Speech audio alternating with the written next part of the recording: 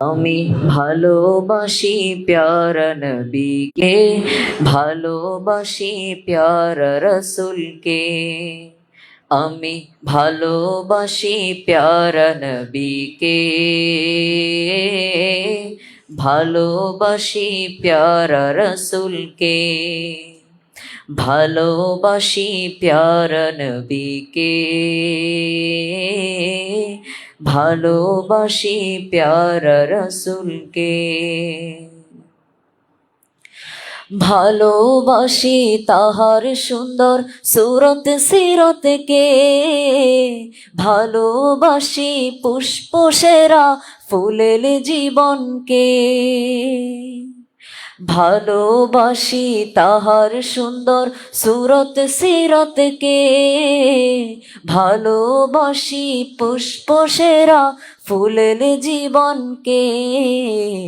ভালো লাগে তাহার ডাগর ডাগর দুটি চোখ, ভালো লাগে তাহার ডাগর ডাগর দুটি চোখ। ভালো লাগে সর্বদা তার আল্লামুখী রূপ, ভালো লাগে সর্বদা তার আল্লামুখী রূপ। ভালো লাগে চন্দ্রসেরা তাহার সুন্দর মুখ, ভালো লাগে পেয়ারে ভরা সুপ্রশস্ত বুক। ভালো লাগে চন্দ্রসেরা তাহার সুন্দর মুখ, ভালো লাগে পেয়ারে ভরা সুপ্রশস্ত বুক। ভালো লাগে নূর জোয়ারে ডুবে থাকা নাক, ভালো লাগে নূর জোয়ারে ডুবে থাকা নাক। ভালো লাগে ওষ্ঠদয়ের অফুরন মৌচাক, ভালো লাগে ওষ্ঠদয়ের অফুরন মৌচাক। আমি ভালোবাসি প্যারা নবীকে, ভালোবাসি প্যারা রসুলকে। আমি ভালোবাসি প্যারা নবীকে, ভালোবাসি প্যারা রসুলকে, ভালোবাসি প্যারা রসুলকে।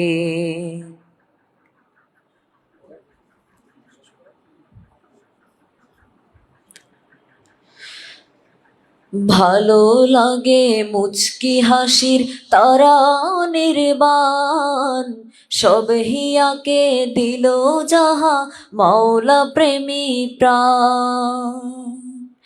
ভালো লাগে মুচকি হাসির তারা নির্বাণ, সব হিয়াকে দিল যাহা মাওলা প্রেমী প্রাণ।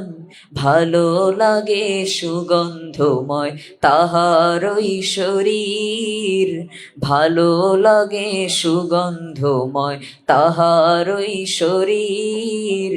গোলাপ সেরা ঘ্রাণ রে তুমি প্রভুরি আবির, গোলাপ সেরা ঘ্রাণ রে তুমি প্রভুরি আবির। ভালো লাগে মহত্বময় উন্নত তার শির, নত হয় যার সামনে সকল সিংহ সকল বীর। ভালো লাগে মহত্বময় উন্নত তার শির, নত হয় যার সামনে সকল সিংহ সকল বীর। পাযুগলের মহিমার তো বর্ণনা মুশকিল, পাযুগলের মহিমার তো বর্ণনা মুশকিল। সঠিক তাহা বলতে পারবেন হয়তো জিবরাইল, সঠিক তাহা বলতে পারবেন হয়তো জিবরাইল। সিংহাসনের চেয়ে বেশি দাপটই পায়ের, পদোদয়ের পাদুকা মুকুট বাদশাদের। সিংহাসনের চেয়ে বেশি দাপটই পায়ের, পদোদয়ের পাদুকাও মুকুট বাদশাদের, মাংসল দুটি হস্ত এবং হাতের তালুদয়, মাংসল দুটি হস্ত এবং হাতের তালুদয়, রেশম হতে বেশি নরম তুলতুলে নিশ্চয়, রেশম হতে বেশি নরম তুলতুলে নিশ্চয়। প্যারা নবী তোমার মতন শুধু তুমি, তোমার মতো সুন্দরতম শুধু তুমি। প্যারা নবী তোমার মতো শুধু তুমি, তোমার মতো সুন্দরতম শুধু তুমি। প্যারা রাসূল তোমার মতো আর কেহই নাই, প্যারা রাসূল তোমার মতো আর কেহই নাই। কবে দেখবো তোমায় আমরা অপেক্ষায় কাটাই, কবে দেখবো তোমায় আমরা অপেক্ষায় কাটাই। আমি ভালোবাসি প্যারা নবীকে, ভালোবাসি প্যারা রাসূলকে। আমি ভালোবাসি প্যারা নবীকে, ভালোবাসি প্যারা রাসূলকে। ভালোবাসি প্যারা নবীকে, ভালোবাসি প্যারা রাসূলকে। সাল্লাল্লাহু আলাইহি ওয়াসাল্লাম।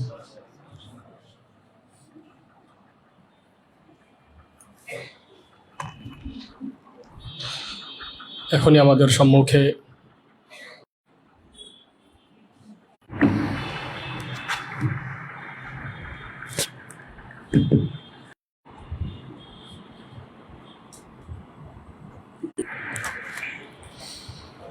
فأعوذ بالله من الشيطان الرجيم بسم الله الرحمن الرحيم إنما أموالكم وأولادكم فتنة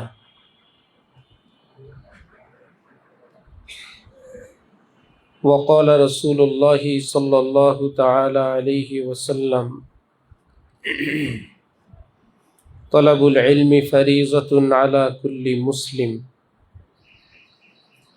وقال رسول الله صلى الله عليه وسلم التائب من الذنب كمن لا ذنب له أو كما قال النبي عليه الصلاة والسلام। উপস্থিত মাদ্রাসা মারকাজুল ইহসানের সম্মানিত অভিভাবক বৃন্দ,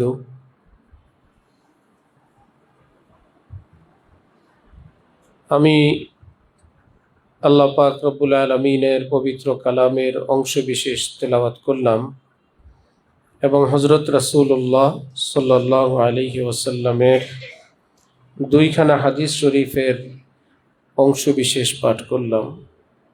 আল্লাহ পাক আমাদের সকলকে কোরআন শরীফ এবং হাদিস শরীফের পবিত্র নূর অর্জন করার তৌফিক দান করেন।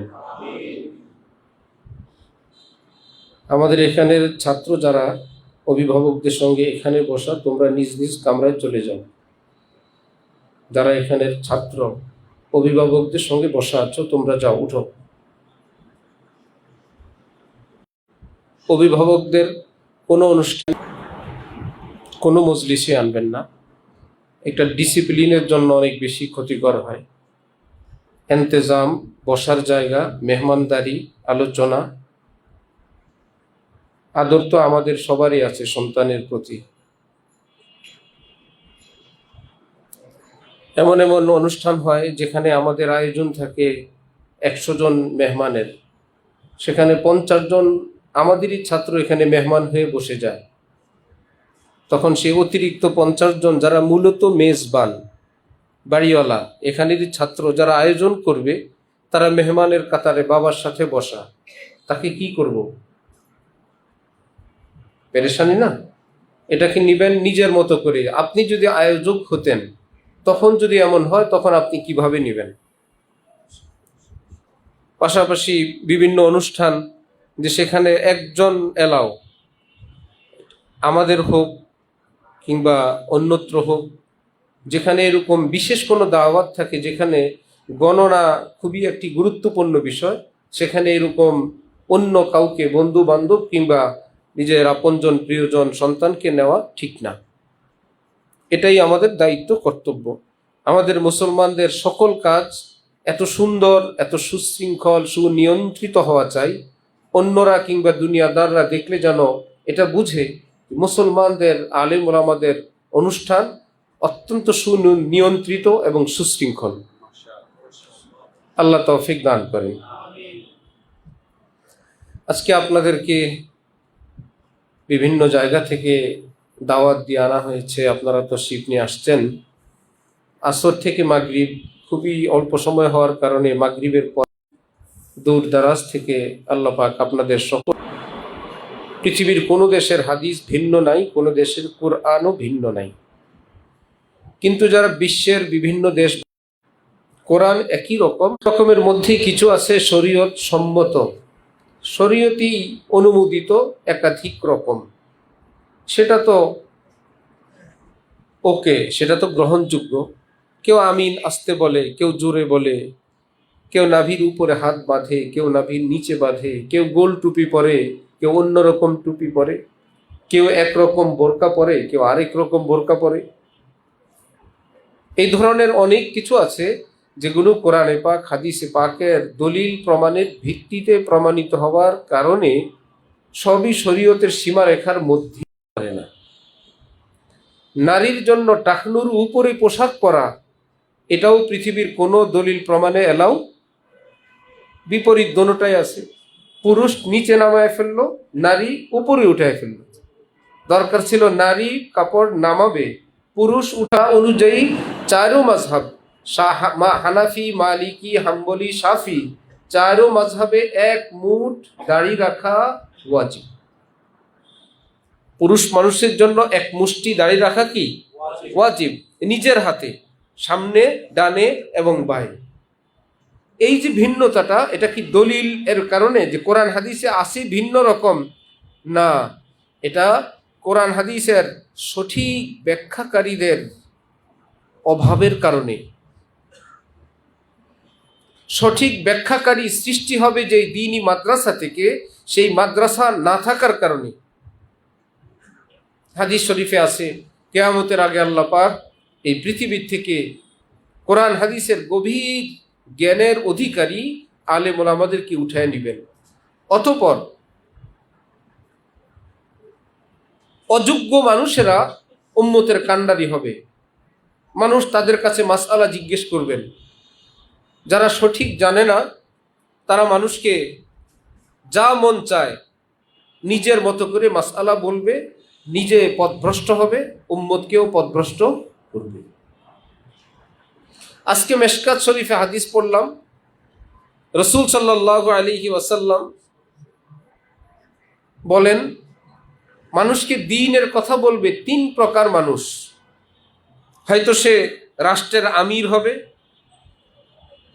অথবা রাষ্ট্রের আমিরের পক্ষ থেকে, অথবা কোনো দ্বীনি মুরব্বির পক্ষ থেকে, ওস্তাদের পক্ষ থেকে মানুষকে বলবে। রাষ্ট্রের আমির তিনি শরীয়তের জ্ঞানের অধিকারী হলে তিনি করবেন, অথবা তার পক্ষ থেকে কেউ করবে, কিংবা কোনো হক্কানি আলেম ওলামা, কোনো উস্তাদ, কোনো শায়েখের পক্ষ থেকে কেউ বলবে। এটা দ্বিতীয় প্রকার। নবী বলেন, সে জিম্মাদারও না, কারো পক্ষ থেকে আদিষ্টিতেও না, সেই রকম এলমের অধিকারীও না। তৃতীয় প্রকার যারা বয়ান করব, সব হলো আত্মপ্রচার এবং মুতাকাব্বির, নিজের প্রচার। সেই সময় কি আসে নাই? সেই সময় আসছে। এগুলো কিয়ামতের আলামত। হযরত ইমাম আজম আবু হানিফা রহমতুল্লাহ আলাইকে সেই যুগের বাদশাহ কঠোরভাবে প্রেসার দিলেন, ওনাকে প্রধান বিচারপতির পদ গ্রহণ করতে হবে। তিনি বললেন কোনোভাবেই সম্ভব না, মুসলিম বাদশাহ। তারপর রাষ্ট্রের পক্ষ থেকে ওনাকে গ্রেফতার করা হলো, কঠিনভাবে শাস্তি দেওয়া হলো, জিজ্ঞেস করা হলো আপনি প্রধান বিচারপতির এই পদটা কেন গ্রহণ করছেন না? বলা হলো এই কারণেই, আমি মাত্র একটা প্রস্তাব মাত্র সেটা রাখি নাই, এই জন্যে আমাকে শাস্তির সম্মুখীন হতে হয়। এই রকম রাষ্ট্রের বিচারপতি হওয়ার পর রাষ্ট্রের সিদ্ধান্ত অনুযায়ী যদি আমি বিচার না করি, আমি কত কঠিন শাস্তির সম্মুখীন হতে হবে। পদে বসার পর তো আর আমার বিচার আমার কাছে থাকবে না, যে আদেশ আসবে সেই অনুযায়ী বিচার করতে হবে। তখন যদি আদেশ অমান্য করি আমার শাস্তি কত কঠিন হবে। আর যদি দুনিয়ার শাস্তিকে আমি এড়ানোর জন্য যেভাবে বলবে আমি সেভাবেই বিচার করি, তাহলে পরকালের শাস্তি আরো কত কঠিন হবে। ভেবে দেখলাম পরকালের শাস্তি থেকে বাঁচার জন্য দুনিয়ার অল্প একটু শাস্তি গ্রহণ করি, এটাই উত্তম। বর্তমানে পদবি পাওয়ার জন্য কি অবস্থা, জিম্মাদার হওয়ার জন্য নিজেই যোগ্য, নিজের পোস্টারিং, নিজের ঘোষণা নিজেই দিচ্ছে, আমার চেয়ে আর যোগ্য কেউ নেই, আমি এরকম, আমি সেরকম, আমার বাবা এমন, আমি শিক্ষানুরাগী, আমি দানবীর। এগুলো কেয়ামতের আলামত। কেয়ামতের আগে অশ্লীলতা বৃদ্ধি পাবে, বেপর্দা বৃদ্ধি পাবে, হারাম সম্পর্ক বৃদ্ধি পাবে, সুদ ঘুষ বৃদ্ধি পাবে, খুনাখুনি বৃদ্ধি পাবে, মদ নেশা বৃদ্ধি পাবে। হাদিস শরীফ স্পষ্ট আছে। এগুলো কি শুরু হয় নাই, না হয়ে গেছে? হয়ে গেছে।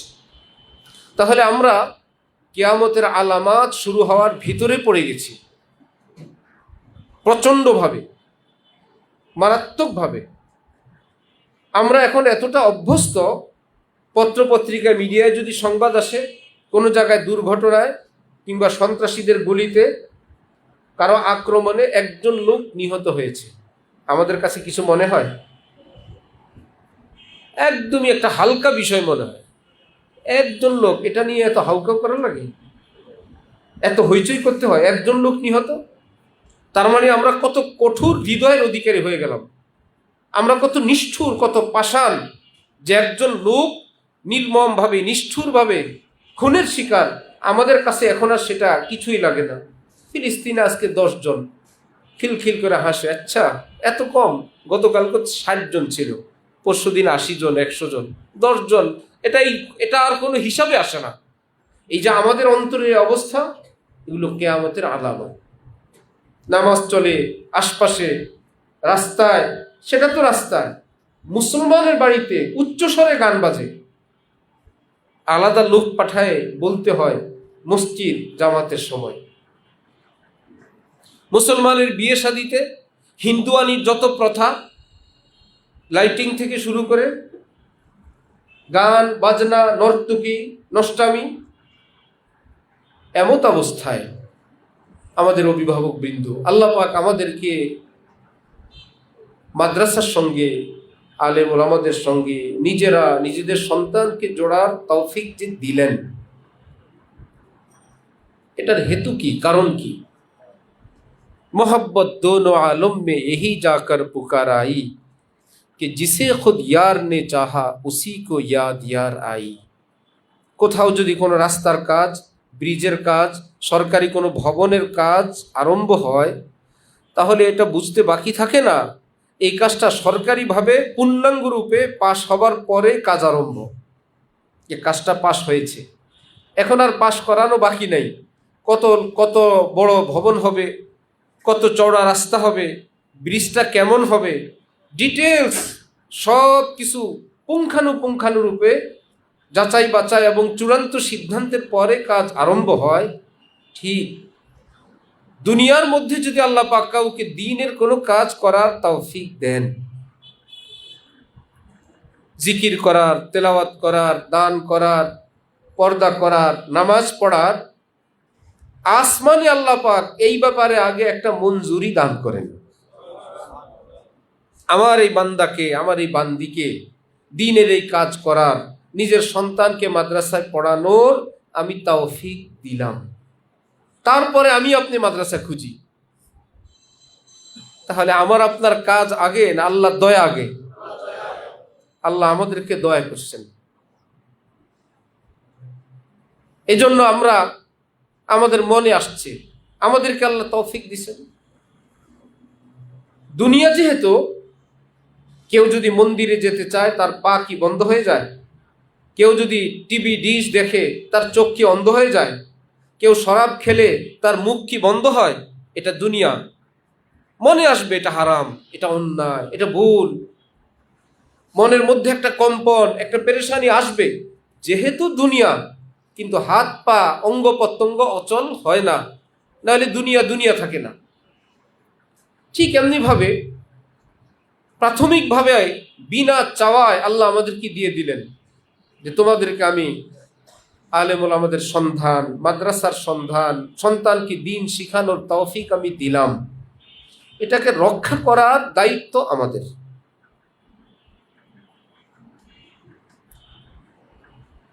গাছে যেরকম অসংখ্য বোল আসে, আমের মুকুল আসে, রোদ, বৃষ্টি, ঝড়ে, শিলায়, পাথরে, ঢিলায়, ঝড় বৃষ্টিতে পোকামাকড়ে বিনষ্ট হয়, ঝরে যায়, অল্প কিছু আম সেখান থেকে টিকে, অল্প কিছু। ঠিক মাদ্রাসায় কোনো একজন ছাত্র ভর্তি করার পর অনেক রকমের ঝড় ঝাপটা তার মধ্যে আসে। মাদ্রাসা মানে কোনো বেহেশত খানার তো নাম না, মাদ্রাসা মানে কারো শ্বশুর বাড়ির নাম না, মাদ্রাসা মানে এখানে ভোগ বিলাসের জায়গা না, এখানে অনেক রকমের নিয়ম কানুনের একটা জায়গা।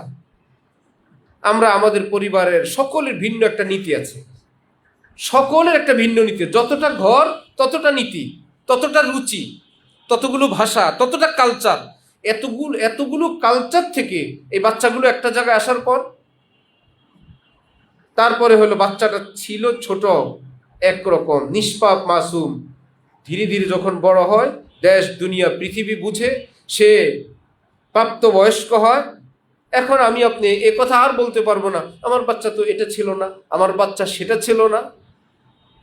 এটা তার বয়স, এটা তার সাথী সঙ্গী। আল্লাহ আমাদেরকে দ্বীনের সহি বুঝ দান করেন। যে অভিভাবকরা আলেম,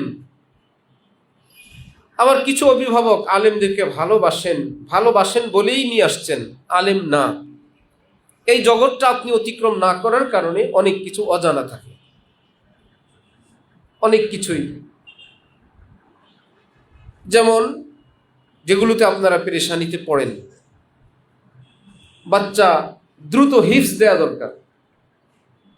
বাচ্চাকে ওস্তাদরা হিফজ দিচ্ছে না, এখানে কোনো নমিনেশনের ব্যাপার তো না যে পুরা সিটের মধ্যে একজন কি দিবে, আমার বাচ্চাটাকে দিচ্ছে না, তদবির করে নমিনেশন নেওয়া দরকার। এটা তার পারা না পারার ব্যাপার, তার মেধার ব্যাপার, তার যোগ্যতার ব্যাপার। পাশাপাশি আপনি তাকে কবে ছুটিতে নেন, কবে দিয়ে যান, নেয়ার পরে বাসা আপনার সার্ভিস কি করেন সেটার ব্যাপার, আপনার রুটি রুজি হালাল হওয়ার ব্যাপার, আপনার অন্তরে আলে মোলামা মাদ্রাসার প্রতি শ্রদ্ধা ভক্তির ব্যাপার। আমরা কি সেগুলো যাচাই করতে পারি?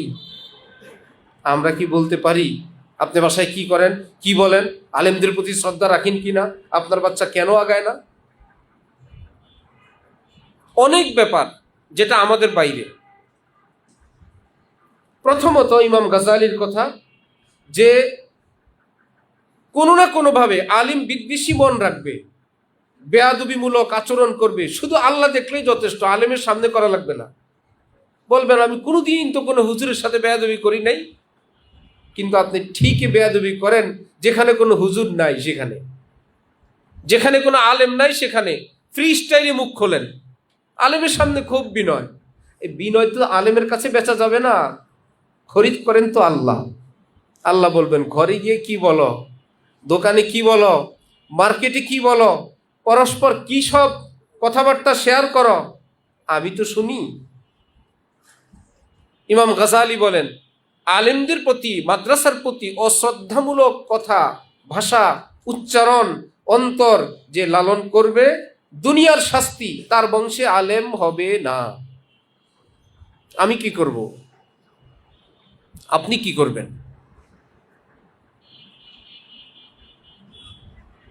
যে স্বামী যে কাজ করে, স্ত্রীর উচিত ওই কাজটাকে সম্মান করা, ওই পেশাটাকে সম্মান করা। আমার স্বামী চা বিক্রি করেন, এটাই আমাদের রুটি রুজির মাধ্যম। কেটলিটা ধুয়ে দেওয়া, পানির ব্যবস্থা করা, চায়ের কাপগুলো ধুয়ে দেওয়া, তার এখানে স্বর্ণের ব্যবসায়ীর সঙ্গে তুলনা করে লাভ নেই। যে যাদের স্বামী স্বর্ণ বিক্রি করে, আমারটা চা বিক্রি করে, আপনি এটাকে নিয়েই ভাববেন। তখন আপনি যদি সেটাকে অশ্রদ্ধা করেন, অভক্তি করেন, তাহলে ঘরে অশান্তি হবে। তরকারি বিক্রেতার স্ত্রী, সেই তরকারিটা কি ভাবতে হবে, এটাই আমাদের জীবন, এই দিয়ে আমাদের জীবন চলে। সেই তরকারির টুকরি হোক, কাঁচা তরকারি হোক, সেটারই সহযোগী হতে হবে। যে যেই কাজ করে, যে নিজের সন্তানকে মাদ্রাসায় পড়াবেন, আপনি মাদ্রাসার ফ্যামিলির একজন ব্যক্তি, আপনার অন্তরে মাদ্রাসা জগতের প্রতি একটা শ্রদ্ধা কুদরতিভাবেই থাকতে হবে, যেটা আল্লাহ দেখবেন যে এই লোকটা পরে একটা ছেলে দোয়া করে পুরা মাদ্রাসার ছাত্রদের সবার জন্য। পরে তার একটা সন্তান, সে দোয়া করে পৃথিবীর যত ছাত্র যেখানে পড়ে সবার জন্য। পরে একজন উস্তাদ 10 জন উস্তাদের নিকট, সে দোয়া করে পৃথিবীর সব আলেমের জন্য। গেল মক্কা শরীফ, মদিনা শরীফ, দোয়া করে মদিনাওয়ালা, মক্কাওয়ালাদের, ঝাড়ুদারদের জন্য। সেখানের উপরের নিচে যত কর্মকর্তা, যারা যে কোনোভাবে খেদমত করেন তাদের জন্য। আল্লাহ পাক তখন তাদের খুশি হয়ে বলেন, মক্কা মদিনার খাদেমদের তুমি এত ভালোবাসো, এখানের জমিনকে, মাটিকে এত ভালোবাসো, তোমাকে বারবার আসার তৌফিক দান করব। যে গিয়েই এটা ভালো না, এটা ভালো না, এটা সমালোচনা, তখন আল্লাহ বলেন আর আসার দরকার নাই, একবার হয়ে গেছে, থাক, খারাপ জায়গায় আসার দরকার নেই, আপনি যান, দেশে যান, আর ভাগ্যে জোটে না। এই জন্য আমরা এই ঘরের, এই এলমি জগতের সব মাদ্রাসা মূল জায়গায় এক।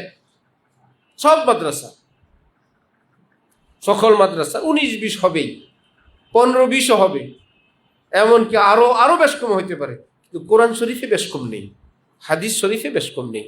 আল্লাহ আমাদেরকে, আলেম ওলামাদের প্রতি শ্রদ্ধা এবং তাদের জন্য দোয়া করার তৌফিক দান করেন। কিয়ামতে কোনো মানুষকে দেখা যাবে তার আমল নামায় হাজার হাজার আলেম ওলামাদের খেদমতের সওয়াব। সে বলবে আমি তো ওনাদেরকে চিনি না, এগুলো ভুলে আসছে আমার কাছে। আফ্রিকার আলেম, আমেরিকার, বৈরুতের, আরব দেশের, ভারত, পাকিস্তানের, মিশরের, এরা খেয়ে, এদের সব আমার কাছে কেন? এদের বলা হবে তুমি যে দোয়া করতে আল্লাহ আলেমরা যত খেদমত করেন আপনি কবুল করেন। তুমি যে দোয়া করতে আল্লাহ যে তালেবে আলেমরা মাদ্রাসায় পড়ে পৃথিবীতে, আল্লাহ যেই মা বাবারা নিজ বড় আশা নিয়ে মাদ্রাসায় দিছেন, আল্লাহ আপনি তাদের সবাইকে কবুল করেন। ওই ছেলেটাকে আমি আলেম বানাইলাম, তাকে দ্বীনের এই খেদমত করার তৌফিক দিলাম, যত সওয়াব সে পাবে সমপরিমাণ নেকি আমি আল্লাহ তোমার জন্য রাখছি। তাহলে আলেম বলতে যেই মাদ্রাসায় পড়বে শুধু সেই শিক্ষক, সেই মাদ্রাসা না, সবাই।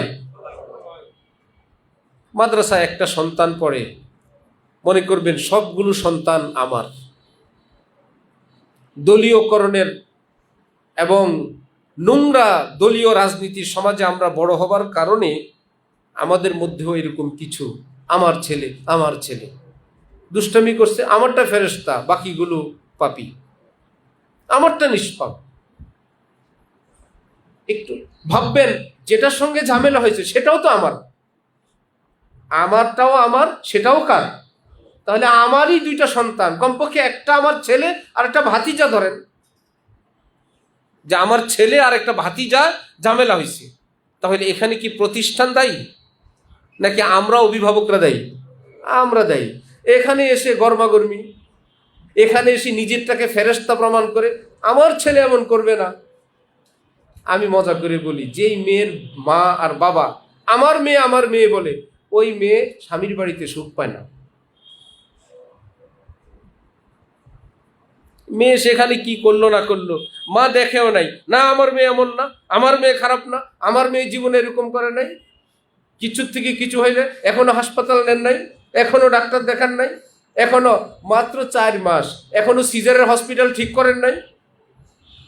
আমার মেয়ে এখনই আমার বাড়িতে নিয়ে আসবো, ওই মেয়েটা সুখে থাকে সেখানে? কোনোদিনও না। আর যদি বলে বেআই সাহেব, বেআইন সাহেব, আমার আপনার তো আমাদেরই মেয়ে, এটা যা লাগে আপনি বলেন করেন, দুইজনে এক হয়ে যায়, দুইটা ফ্যামিলি, এরকে সোজা করার জন্য আমরা 2 গ্রুপ এক, ওই মেয়ে সুখী থাকে। তাহলে আপনারা যারা মা বাবার আজকে আসছেন, আপনারা আর শিক্ষকরা, আমরা কি আলাদা আলাদা গ্রুপ না এক গ্রুপ? ওই সন্তানটাকে মানুষ করার জন্য, সে ভালো হবে মন্দ হবে, বিগড়াবে, রিপোর্ট দিবে, সত্য বলবে, মিথ্যা বলবে, কিন্তু আমরা 2টা পার্টি হয়ে যাব না, তাহলে মুশকিল। দেখানো যাবে, কাজ হবে না। কারণ এলেম ওস্তাদজির নিকট নাই। যদি থাকতো, ওস্তাদজি সবার আগে নিজের সন্তানকে দিয়ে দিতেন। এলেম যদি নবীর কাছে থাকতো, যে নবী দিতে পারেন, সবার আগে নিজের ছেলেগুলোকে দিয়ে দিতেন। নবী বলেন, আনাল কাসেম ওয়াল্লাহু ইউতি, আমি বন্টন করি, দেনেওয়ালা আল্লাহ। আমার কাছে নাই ভাই, আল্লাহ দেন, আমি বন্টন করি। তাহলে ওস্তাদজির কাছে, ওস্তাদ থেকে যে এলেম নেই, এটা কি দেন কি মূলত ওস্তাদজি না আল্লাহ? আমি চেষ্টা করি অভিভাবক, ওস্তাদ চেষ্টা করেন আরেকজন অভিভাবক, দেনেওয়ালা আল্লাহ। তাহলে পয়েন্ট তো যিনি সামি বাসির, সব দেখেন যিনি, তিনি বন্টন করবেন। তাহলে 2 জন ছাত্রের 19-20 হতে পারে, ছাত্র একটা রিপোর্ট দিতে পারে মাদ্রাসার ব্যাপারে, এই ক্ষেত্রটাই আমরা বেশি সম্মুখীন। একজন আলেম, একজন নায়েবে রসুল, একজন ওস্তাদ, 10 জন ওস্তাদের কথা অভিভাবক যখন অবিশ্বাস করে, নিজের সন্তানকে যখন বিশ্বাস করে, ওই অভিভাবকের সন্তান পড়ানো আমাদের জন্য মুশকিল। একটা গল্প বলি, বুঝবেন আপনারা। একজন ছাত্র মাদ্রাসা থেকে নিখোঁজ হয়ে গেছে, নাই। ভাই, মাদ্রাসার গেট কি ইমিগ্রেশন? এটা কি এয়ারপোর্ট? পাসপোর্ট দেখাবে, ফিঙ্গার দিবে, ডিটেলস দেখে তারপরে গেট দিয়ে বের হবে, বিষয়টা কি এমন? এত জটিল এয়ারপোর্ট, এত জটিল বিমান, তারপরেও তো বিমানে করে বিদেশ চলে গেছে, গেছে না?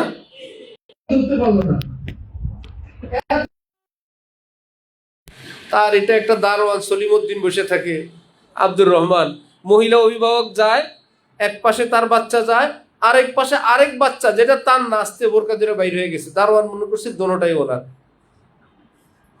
একটা ওনার, আরেকটা আস্তে আস্তে বোরকা ধরে বাইর হয়ে গেছে। সে জানেই না, ওই মহিলাও জানে না তার বোরকা ধরে যে আরেকজন বাইর হয়েছে। কি করবেন? দারোয়ান দাঁড়ায় আছে, তার সামনে দিয়ে গেটটা খুলে এমন এক দৌড় দিছে, বেচারা বুড়া মানুষ কত দৌড়াবে, ফিনিশ। বহু রকমের সহজ কথা হলো, এই দারোয়ান মানে হলো আপনাদের সন্তানকে তালাবদ্ধ, গেট বদ্ধ করে দিয়ে গেলেন, আর আপনার সন্তানের দায় দায়িত্ব আমাদের, এইরকম কোনো সন্তান আমরা রাখি না। এটা একটা শৃঙ্খলা রক্ষার জন্য একজন দারোয়ান, বাইরের মানুষ আসবে, ভিতর দেখতে হয়।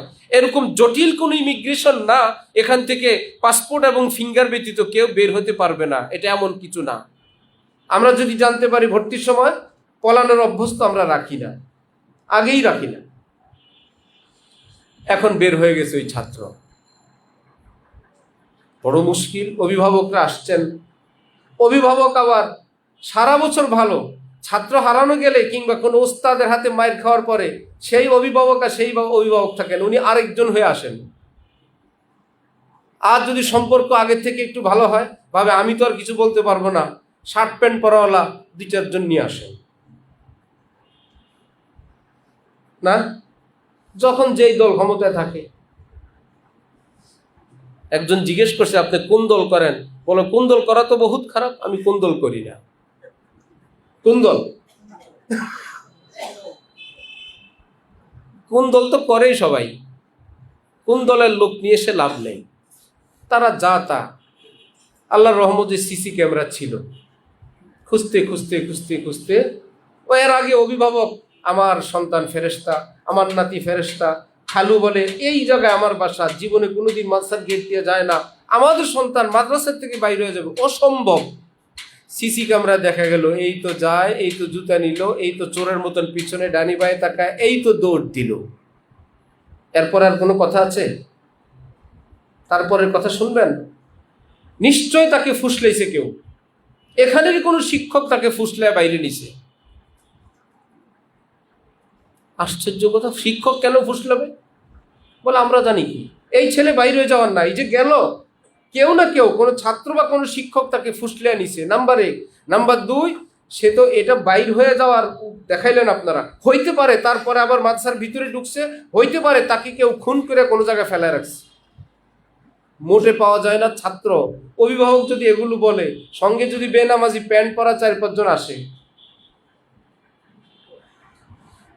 হ্যাঁ, আমরা কি অন্যায় করে ফেললাম আপনার সন্তানকে রেখে এখানে? এবার তারা ছাদে খোঁজে, টাঙ্কিতে খোঁজে, দেখলো সিসি ক্যামেরা দিয়ে বাইরে চলে গেছে, ছাদে খোঁজে, টাঙ্কিতে খোঁজে, তাকে কেউ মেরে কোথাও ফেলা রাখছে কিনা। এই দৃশ্য দেখতে আমাদের জন্য কত কষ্টের। তার দাদা হুঙ্কার দিচ্ছে, অমুক এসপি সাহেব আমাদের আত্মীয়, আমাদের পরিচিত, আমরা এখনই ওনাকে জানাবো। বললাম ভাই, কিছু আত্মীয় স্বজন থাকলে তো ভালো, ওনাকে জানাইলে যদি পাওয়া যায় জানান, আমিও তো চাই, পাওয়া দরকার। বাকি ভয় দেখে লাভ নেই। আপনি একটা ফ্যামিলি, আপনার একটা ফ্যামিলির সঙ্গে না হলে 1 জন 2 জন 10 জন এসপি আছে, আমার 1000 মানুষের ফ্যামিলি, আমার ফ্যামিলিটা কত বড়,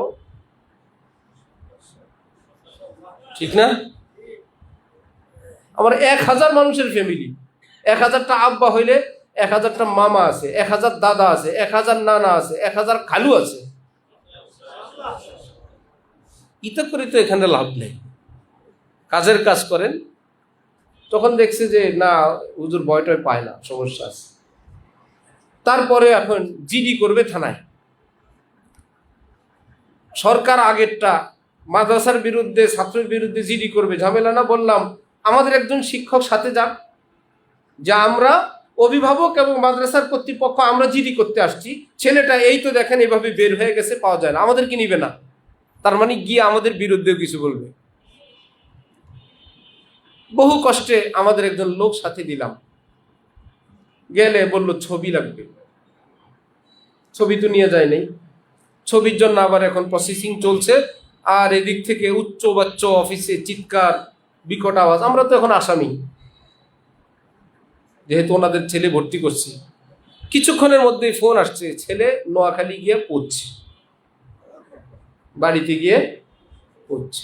যে ওস্তাদজি গেলেন, বললাম যে সাথী সঙ্গীরা থানায় গেছে সবাইকে নিয়ে আসেন, একজনে যেত না যায়, সবাইকে দাওয়াত দিয়ে মাদ্রাসায় নিয়ে আসেন। বললো হুজুর কয়েকজন তো পালায় চলে গেছে। বাকিদেরকে বলছে আপনাদেরকে মাদ্রাসার অফিসে দিতে বলা হয়েছে। আইসে হুজুর ভুল হয়ে গেছে, আমরা একটু বেশি কথা বলে ফেলছি, আসলে আমাদেরকে মাফ করে দিবেন। যদি সেই সময় না পাওয়া যেত, ওই একটা রাত যদি যেত, মনে রাখবেন পৃথিবীর কোনো সন্তান চোর হয়ে পৃথিবীতে আসে নাই। মাগরিবের আগে বয়ান করছে, আমি শুনছি। হযরত আদমের সন্তান কাবিল, হাবিল কাবিলের কাবিল না, সে মানুষ হত্যা করার, এর আগে কেউ হত্যা করছিল? ওই হত্যার আগে শেয়ার করছিল। এই মানব জাতির প্রথম অপরাধী খুনি, এর আগে কেউ খুনও করে নাই, সেও করে নাই, এই বলে কি সে খুনি না?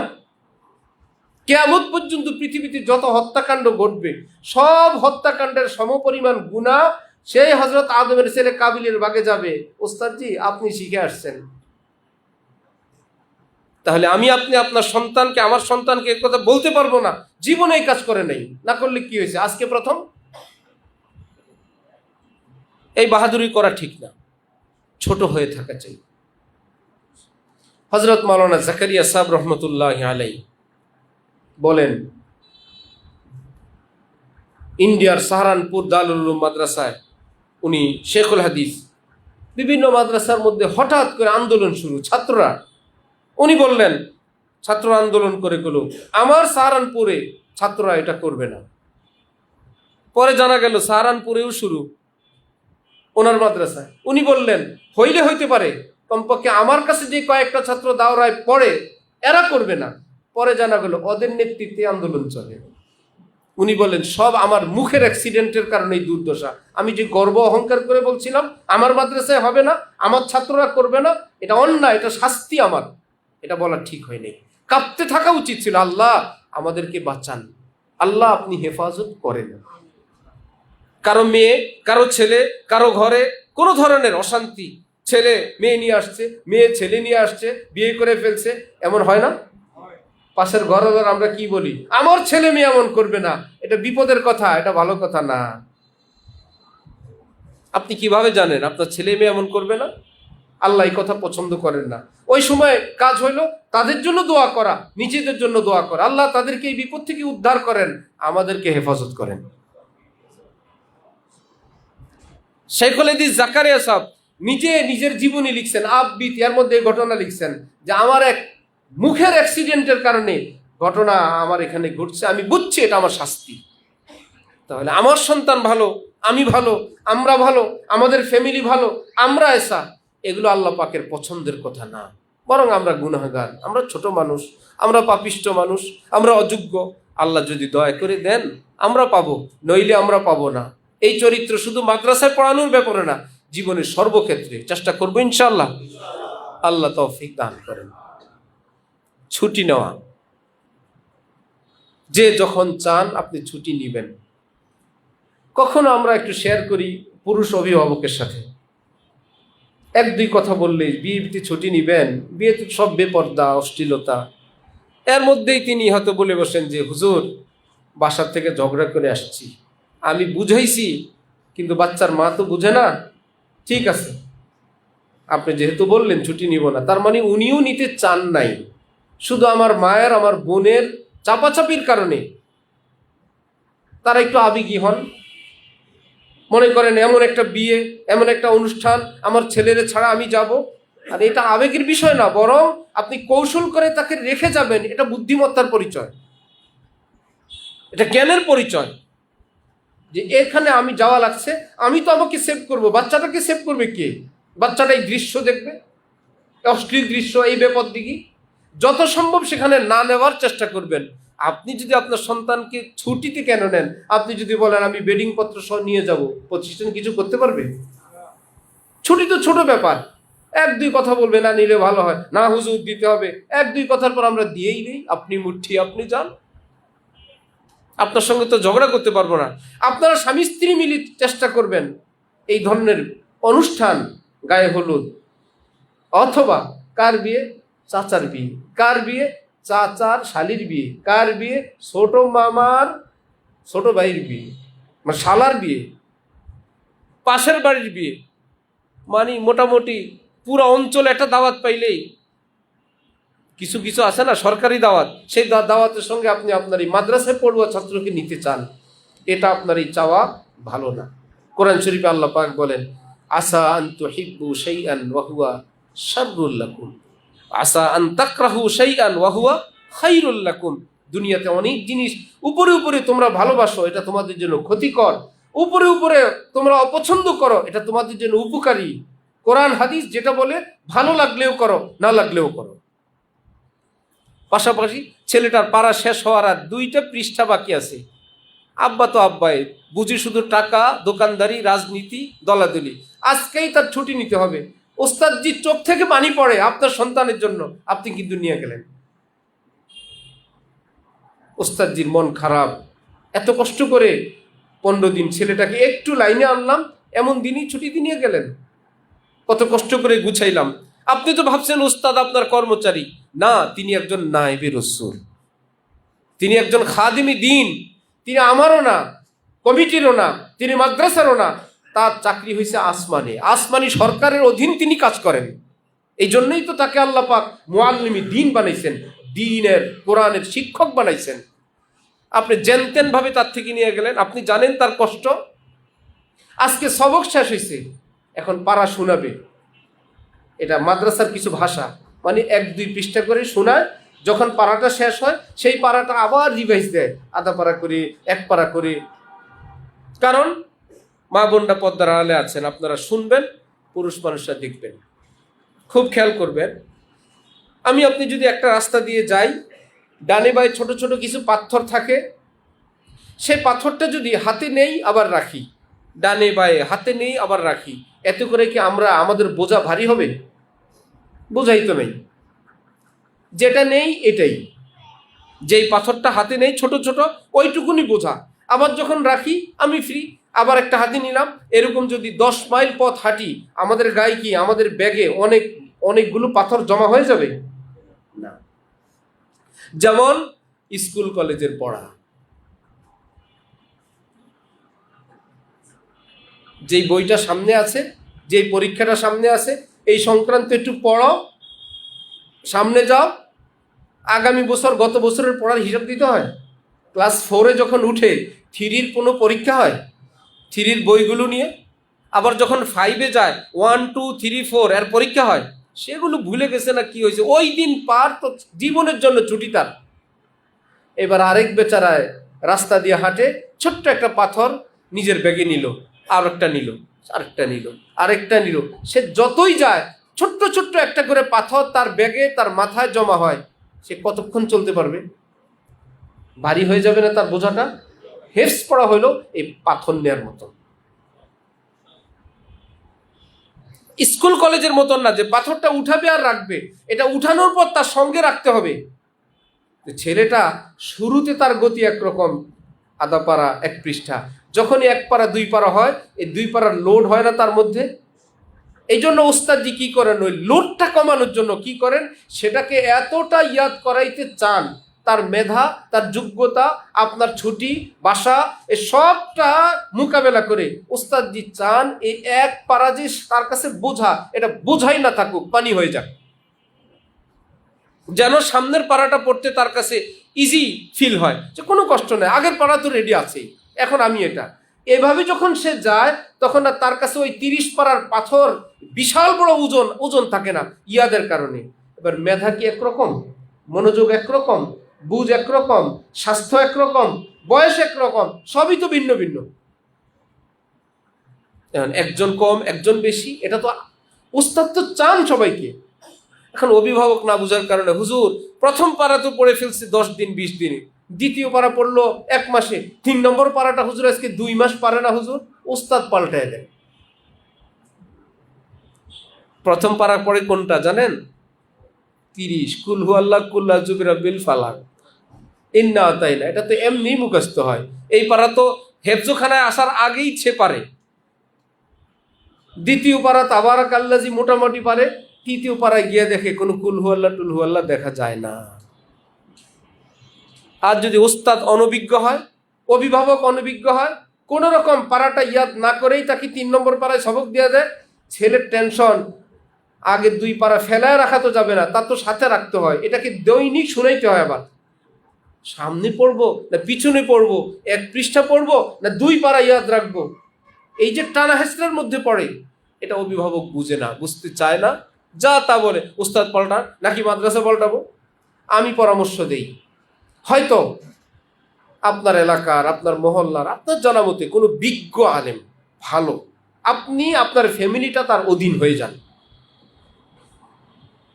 তখন আপনি কোন মাদ্রাসায় ভর্তি করাবেন, সেই মাদ্রাসার পরিস্থিতি কি, কোনো বিষয়, এই মাদ্রাসায় পড়লে আমার সাথে পরামর্শ করলে তো হবে না। আপনার সন্তান পড়েও এখানে, পরামর্শ করবেন আমার সাথে, এটা সবার কাজ না। কিছু লোক পারবে, সবাই পারবে না। আমি বলবো অন্যত্র নেন, আপনি এটাকে কোন দৃষ্টিতে নিবেন, আমার ছেলেকে উনি ভাগায় দিছে, অথচ এটাই তার জন্য ভালো ছিল। হ্যাঁ উনি রাখবে না, না রাখেন, রাখতেই হবে, কে বুঝে কার কথা।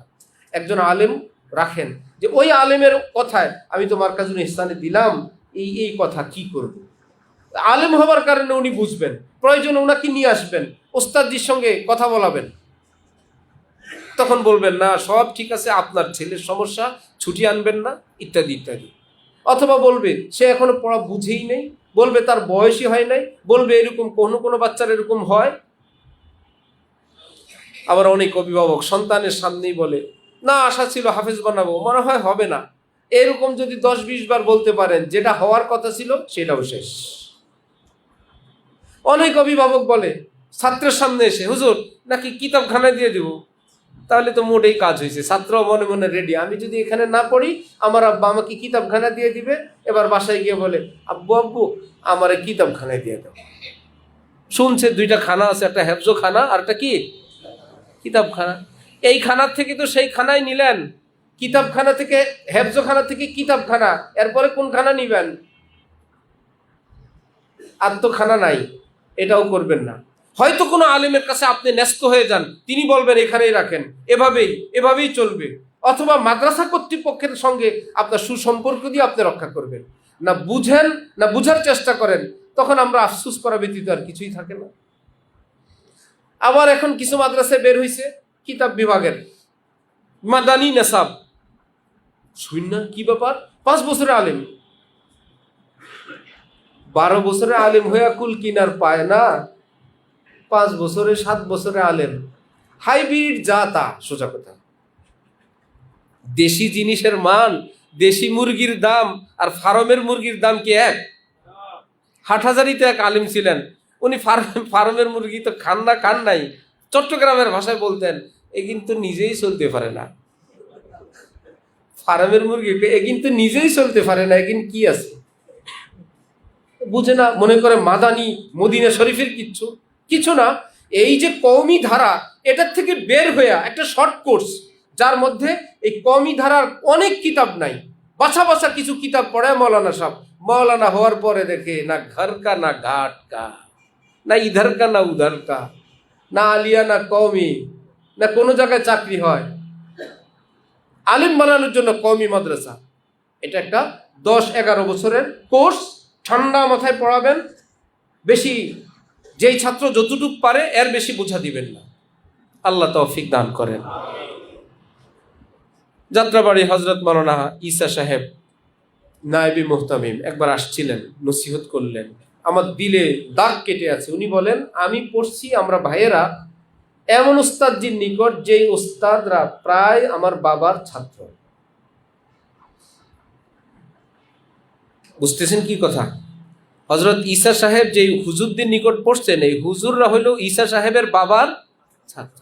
যেমন আমার বাচ্চারা যদি এমন কোন শিক্ষকের নিকট পড়েন যে শিক্ষক আমার ছাত্র, এরকম। কিন্তু আমার বাবার ছাত্রদের কাছে আমরা পড়ি, আমার বাবা আমাদের ওই শিক্ষকদেরকে কখনো তার ছাত্রের দৃষ্টিতে দেখতেন না, দেখতেন আমার সন্তানের ওস্তাদ। এত তাজিম, এত সম্মান, যেহেতু আমার সন্তানরা তার কাছে পড়ে, তারা আমার ছাত্র, এটা বললে আমার সন্তানের লস হবে। বরং তারা আমার সন্তানের উস্তাদ, এটা বলে যদি আমি তাদেরকে সম্মান করি, খেদমত করি, ভালোবাসি, এটা আমার সন্তানের জন্য লাভ হবে। উনি ওই লাভের রাস্তাটা বের করে নিছেন, তো সন্তানরা কি হয়েছে? দেশ সেরা আলেমে দ্বীন হয়ে গেছে। আমাদের বাদামতলিতে এক বিশিষ্ট ব্যবসায়ী আসেন, হিসাব আমাকে বললেন কি, আমাকে একজন আলেম দেন যিনি আমার সাথে দেশ বিদেশের সাথে থাকবে। কি করবে? বললো, আমি যদি শরীয়ত বিরোধী কোনো কাজ করি, কথা বলি, আমাকে নিষেধ করবে। ভালো না? একজন আলেমে দেন, যে আলেম, ওনাকে আমি 20-25-30 হাজার টাকা বেতন দিব, আমার অফিসে থাকবে, আমার বিদেশে গেলে থাকবে, আমি যেন শরীয়তের বাইরে না যাই। আমি বললাম, যে আলেম আপনার বেতনে চলবে, আপনারে বাধা দিয়ে কি চাকরিটা হারাবে? কি বলেন, পারবে সে বাধা দিতে? একদিন 2 দিন শেষে বলবো আমার চাকরিটাই যাবে। কোনোদিনও সে পারবে না আপনাকে বলতে, কারণ সে জানে মাস শেষে বেতন তার হাতে। আপনি এমন আলেমের অধীন থাকেন যে আলেম আপনার বেতনে চলে না, আপনাকে বলবে থামেন, তখন বলবেন। যাত্রাবাড়ির হুজুর এক মাহফিলে গেছেন, এমপি সাহেব আসছেন, সিরাত মাহফিলে কথা বলবে, স্থানীয়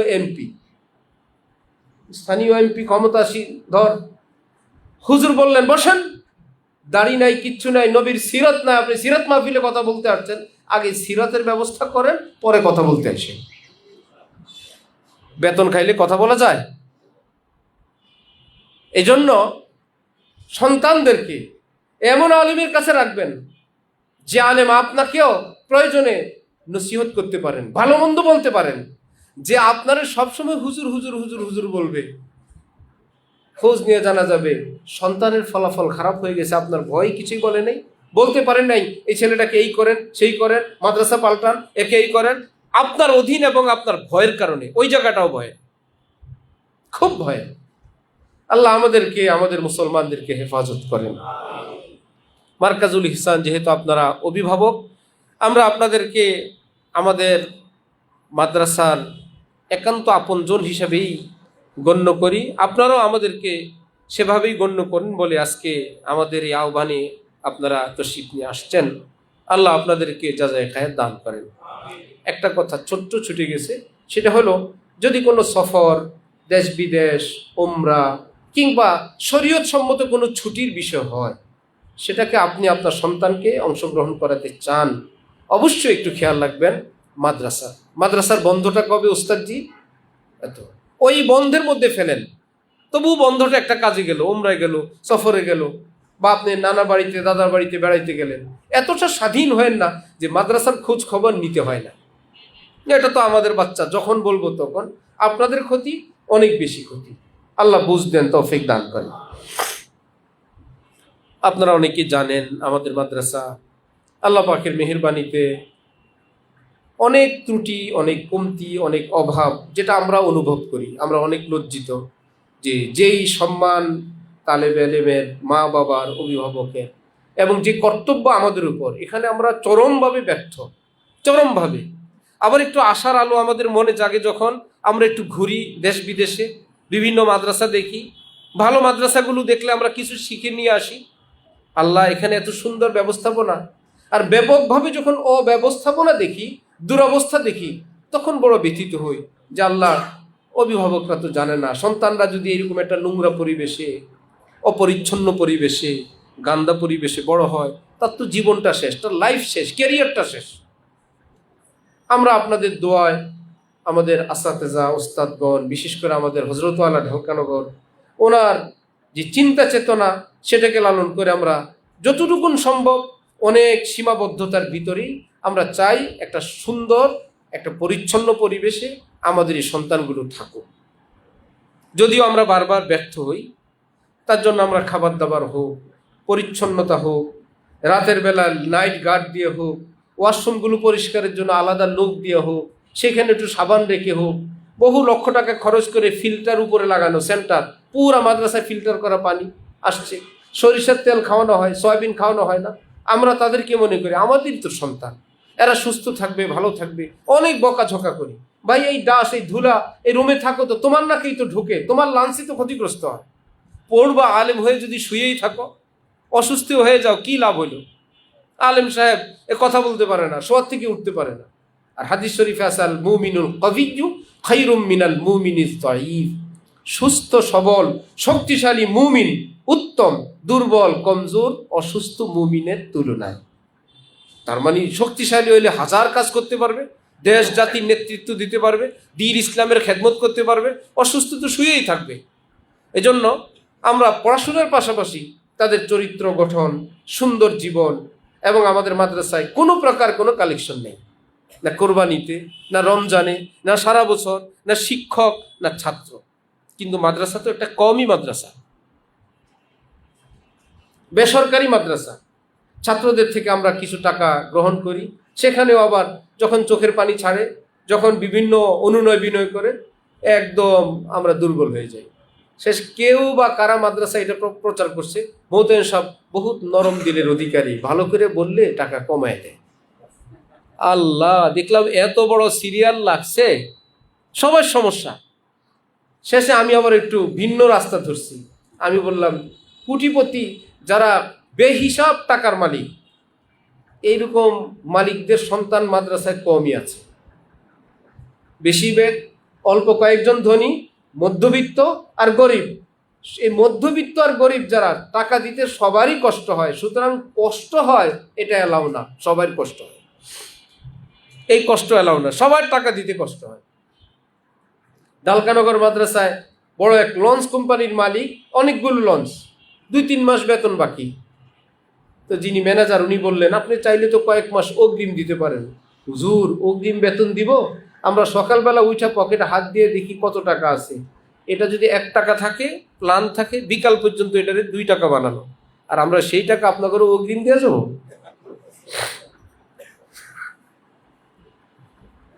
তাহলে ওই যে কিছু কমাইতে হয়, কিছু আছে মেধার ভিত্তিতে আবেদন করলেই কমতে হয়, কিছু আছে আমরা যাদেরকে নগদ টাকা প্রদান করি। সব মিলায়ে ছাত্রদের টাকা, এই সুন্দর সুষ্ঠু পরিচালনা, সবটার জন্য প্রয়োজন আর্থিক একটা শক্ত সাপোর্ট। পাশাপাশি আমাদের বিশাল বড় পরিকল্পনা, আপনারা অনেকেই জানেন 133% জায়গার আল্লাহ পাক দিলেন। আমরা চাচ্ছি আল্লাহ যেন সেটাকে আরো অনেক বিশাল বানান, অনেক বিশাল বানান। সেখানে হযরত থানবী ভবন নামে নতুন ভবনের প্ল্যান এবং পরিকল্পনা, ডিজাইনিং কাজ চলছে। এগুলো যে এত লেন্দি আমি তো আগে বুঝি নাই, অনেক লম্বা দেখি, খুব মন্থর গতিতে চলছে। আলহামদুলিল্লাহ ডিজাইন প্রায় শেষের দিকে। তো আমাদের সেখানে আল্লাহ যদি কবুল করে যে ভবনের যে কোনো একটা ভবনের উপরে হেলিপ্যাডও থাকবে, যেন অদূর ভবিষ্যতে হেলিকপ্টার এসে মাঠ না হলে ছাদের উপরে যেন ল্যান্ড করতে পারে। এবং বয়স্কদের শিক্ষা থাকবে, অভিভাবকদের শিক্ষার ব্যবস্থা থাকবে। আজকে মা বোনরা আপনারা আসছেন, সুন্দর সম্মানজনকভাবে না বসানোর ব্যবস্থা, না বাচ্চাদের সঙ্গে একটু দেখা করানোর ব্যবস্থা, না একটু ক্যাফটেরিয়া না ক্যান্টিন, মা যাবে সেখান থেকে বাচ্চাকে মন মতো কিছু কিনে দিবে, সেখানে সেগুলো থাকবে ইনশাআল্লাহ। অনেক স্বাস্থ্য সচেতন ছাত্রদের জন্য চতুর্দিকে রাস্তা ঘোরাফেরার জায়গা, সেটা পাশাপাশি জিম করার জন্য জায়গা থাকবে। তো কোনো গুনার কাজ না। একটা বাচ্চা বিকালবেলা যে মোবাইল নিয়ে ব্যস্ত থাকতো, একটা জিমের নামে যদি কতক্ষণ ব্যায়াম করে আসলো, মোবাইল থেকে বাঁচলো না, হারাম সম্পর্ক থেকে, গুনাহ থেকে বাঁচলো না। নসিহত আর কতক্ষণ করে আটকাবেন? মোবাইল না মোবাইল না, এটা কাজে লাগায় দেন। এই জন্য বহু রকমের পরিকল্পনা আমাদের আছে। এর জন্য আমাদের দরকার সর্বাত্মক আর্থিক সহযোগিতা। এজন্য আমরা অনেক বছর থেকেই, বছর শুরু থেকেই আজীবন সদস্য এই নামে আমরা কিছু সদস্য গ্রহণ করি, যারা বার্ষিক কিছু অনুদান দেন। কেউ 10-20 হাজার, 50 হাজার, 1 লাখ। আরেক পার্টি আছে এদের আর আজীবন নাই, এরা প্রতিদিনের সদস্য। আল্লাহ ওনাদেরকে দুনিয়া আখেরাতে বড় পুরস্কার দান করে।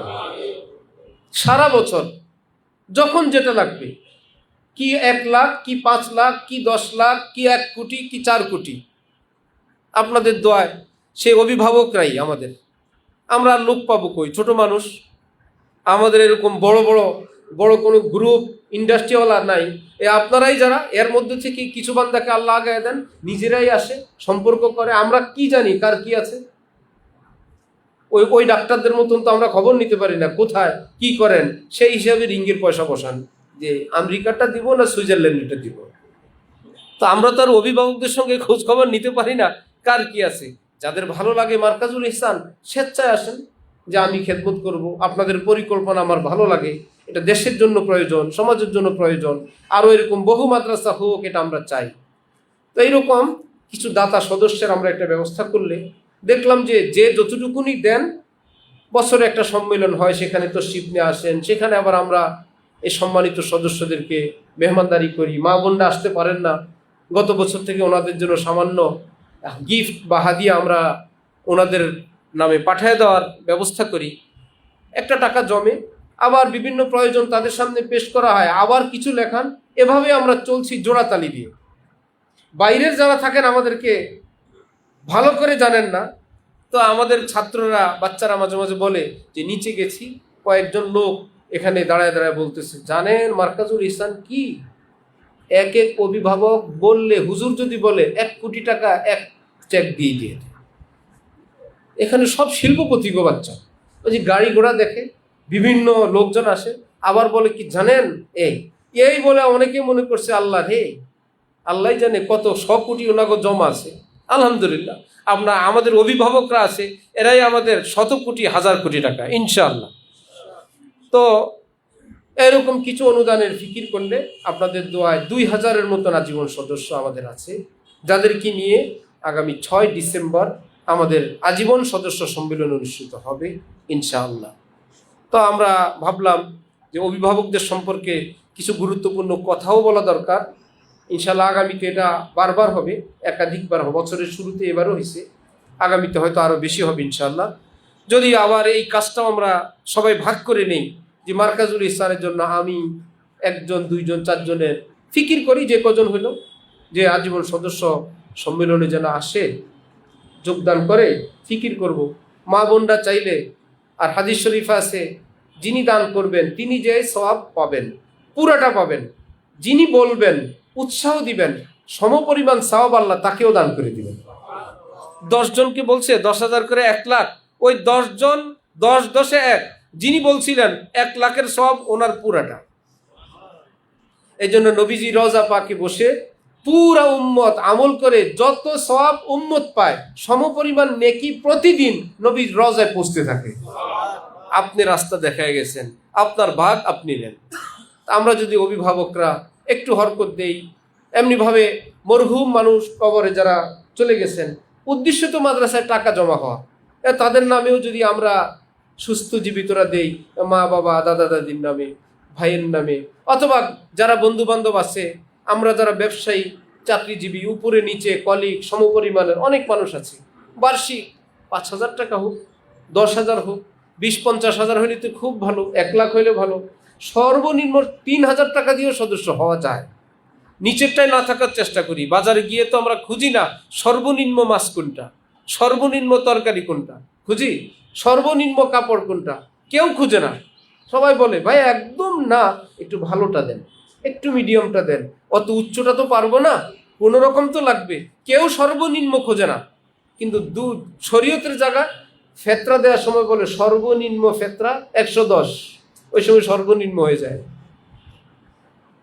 মাছ উচ্চটা, বাস গাড়ি বাড়ি সব উন্নতটা, কমপক্ষে মিডিয়ামটা মানসম্মতা। ফিতরা দেওয়ার সময় 100 কোটি টাকার মালিক 2-4 কোটি টাকার মালিক, ফেতরা দেয় কোনটা? নিচে লেখাই আছে সর্বনিম্ন ফিতরা 110। এটা দিয়েই জান বাঁচে। মনে হয় যে এত বড় লোকসান থেকে আল্লাহ বাঁচাইছে। যদি হুজুর 500 বলতো কত বড় লস হইতো। এটা কি লস না পরকালের ইবাদত? ভাই দেন, আপনি আল্লাহ পাক আপনাকে তৌফিক দিচ্ছেন, খেজুরের হিসাবে দেন, পনিরের হিসাবে দেন, কিসমিসের হিসাবে দেন, যে আমি ফিতরা দিব 2800 করি, 3,000 করি। আমি সর্বনিম্ন লোক না, সর্বনিম্ন ফিতরাও দিব না। তো আজীবন সদস্য হওয়ার সর্বনিম্ন একটা ব্যবস্থা আছে, যার নাই তার সর্বনিম্নই বিশাল। আমি 3,000 দিব, এটাই অনেক। কিন্তু যাকে আল্লাহ তৌফিক দিচ্ছেন সর্বোচ্চের আরো বড় কিছুর, কমপক্ষে মধ্যম পন্থা, আমরা সেটা চেষ্টা করবো ইনশাআল্লাহ। যদি কেউ আগে সদস্য থাকেন যে কোনো সংখ্যার, বৃদ্ধি করে নেন। যে আমি, যেমন এক ভদ্রলোক ছিল মাত্র ওই সময় ছিল 2,000, উনি বলে আল্লাহ আমি তো বুঝতাম না, একজন আমার বলছে 2,000, আমার নামে 1 লাখ লেখেন। কোথায় 2 কোথায় 1? এরকম অনেক সদস্য ছোট ছোট ছিলেন, নিজেরাই বললেন যে, কালকে একজন আসছেন বললেন যে ছাত্র ভর্তি করবে, করে নেই, এমনি মহব্বত করে। বিদেশ সফরে যাবেন, বললেন না সম্মেলনে থাকতে পারবো না, সর্বোচ্চ যেটা এখানে 1 লাখ লেখা আছে এটা। মাওলানা আশিক সাহেব বললেন এটা তো আজীবন সদস্য, সর্বনিম্ন 1 লাখ করে জমা দিলে স্থায়ী সদস্যের খাতায় একটা নাম আছে, আপনি সেটাও হইতে পারেন। বললো ঠিক আছে, বা বছরে 1 লাখ স্থায়ী সদস্য আর বছরে 10,000 আজীবন সদস্য। সবটা তো নিজের আমল নামায়। আল্লাহ যাদেরকে তৌফিক দিছেন আমরা একটু ফিকির করব, আল্লাহ পাক তৌফিক দান করে। মাওলানা জুনায়েদ সাহেব কিছু শোনান কোরআনে পাক হাদিসে পাক থেকে, যে 1-2 মিনিট শোনান, তারপরে ইনশাআল্লাহ অল্প কিছুক্ষণের মধ্যে মজলিস শেষ করবো আমরা ইনশাআল্লাহ। সামান্য মেহমানদারি আছে, এটা মধ্যখানে দেওয়ার প্রস্তাব ছিল আমার কাছে। আমি বললাম মধ্যখানে দেওয়ার পর এরপরে যে অভিভাবকরা আসবেন তারা যখন বলবেন আমাদেরকে দেয়া হয় নাই,